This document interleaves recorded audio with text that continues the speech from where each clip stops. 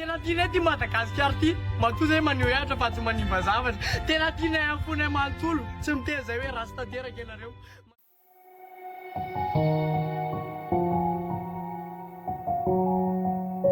Brought by Jordan.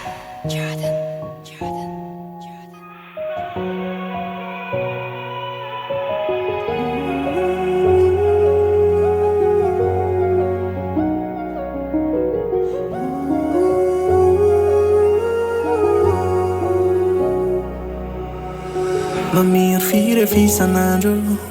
zay hoanina ny hariva sy ny ampitso mbola baraingo ho avy mamiratra ny adivanay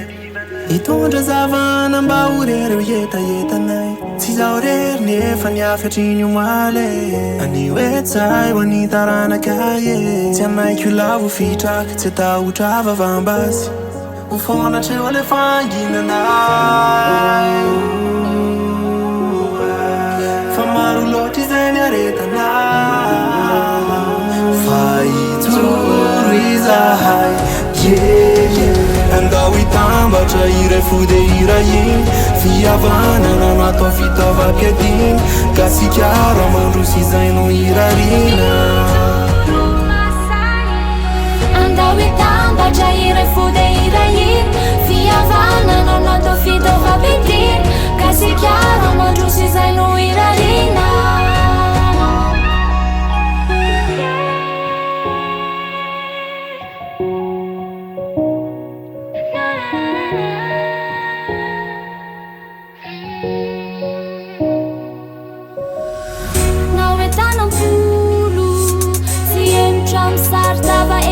mamololo vavonina ny kolokolo taranakany afara matozay mbola misolo ny herin'ny satana antony andravany zay mandroba fanjakana mipandika lalàna zarofatsika ny farefana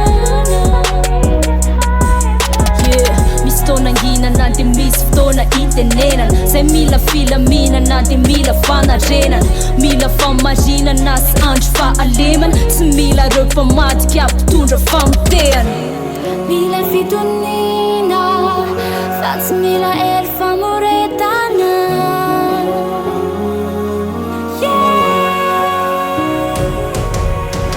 andao hitambatra iray fode iray iny fihavanana no atao fitaovam-piadiny ka sikara mandroso izay no irarina andao hitambatra iray fode iray iny fihavanana no atao fitaovam-piadiny ka sikara mandroso izay no irarina